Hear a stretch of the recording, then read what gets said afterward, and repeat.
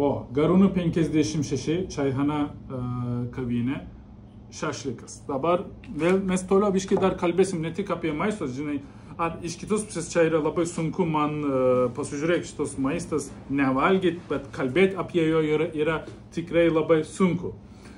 Bet po reklamą aš viską paimsiu namo. Taip, dabar noriu, pas mane labai daug tokias įdomus klausimas pavažiuoja. Jūs kelintą metų jūs atvažiavot Lietuvoje? 2019. 19 metų atvažiavot? Taip. Ir kiek tavo metų buvo? Man tada buvo 10. Tu jau 10 buvo? Jo, tai kiek laiko užtruko tavo maždaug lietuviškai kalbėti? Nu, tu aišku, tu... Tada maža buvau, tai greit išmokau per porą metų gal. Per porą metų jau užtruko, jo. Tai jo. Bet tu jau iš karto žinojot, kelis kalbas žinot, Tadžikistane? Jo, tadžikų, rusų, lietuvių. Lietuvių dabar jau žinot, jau turis kalbą žinot, jo. Jo, tai puikiai. Tai vienas plusas yra užsienėtas žmonės, kaip, pavyzdžiui, mano dukra irgi jau 4-5 kalbą jau moku, tai tikrai yra didelis plusas, žinai, ateityje. Ir tai va, Garūnų 56 jūs atvažiuoja, čia yra kaip šeimos verslas, atidarė šitam tašką ir dirbat labai gerai.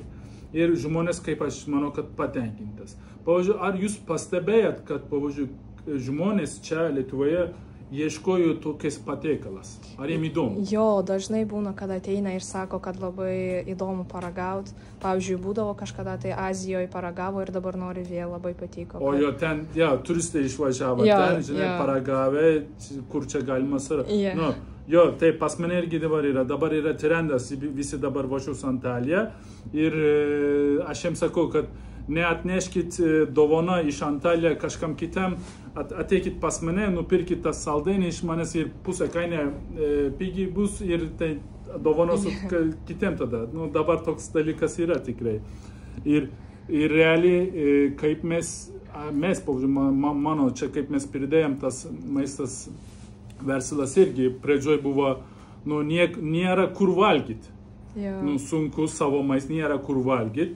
Kažkiek atvežėm su bagažinės, aišku sunku, muitinė ir viskas, žinai, ten, paskui, nu, pridėjom normaliai dirbti ten toliau, tada ten taip ir mes irgi realiai taip ir pridėjom.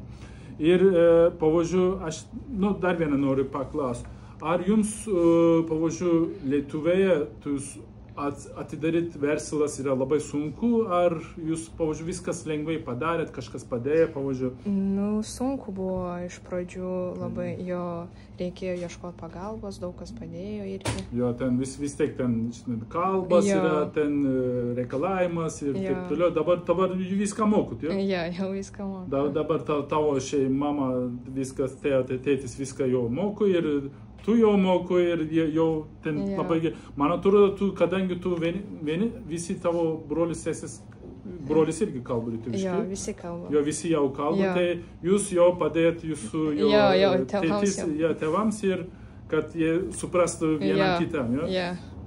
Tai, nu, čia yra labai įdomus dalykas, realiai tai yra, nu, tikrai įdomus. Čia sunkus laikas, jūs baigėsi ir jau jūs savo verslą padarėt, viskas gerai, normaliai dirbat, tai va. Atvažiuokit Garūnų 56 ir susipažinsit su šitam verslą ir paragaukit jos maistas, tikrai yra labai skanus, šašlikas, plovas, tikrai plovas kiekvienas dienas yra.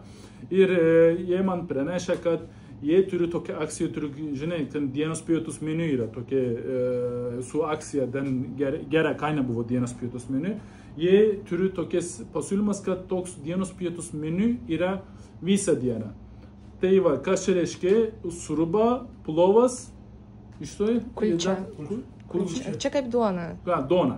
Jo, duona, sriuba, plovas, šitas kompleksas yra tik 7 €. Jo, plovas, sriuba ir duonas. Pusė šitą duonas ir tikrai yra 7 €. Nu, manau, kad čia normaliu, 7 € kur ką valgysit dabar šitam laiką. Ir čia yra tu nemažai jautiena, kaip matot. Nu, atvažiuokit Garūnų 56, susipažinsit ir susimatysim.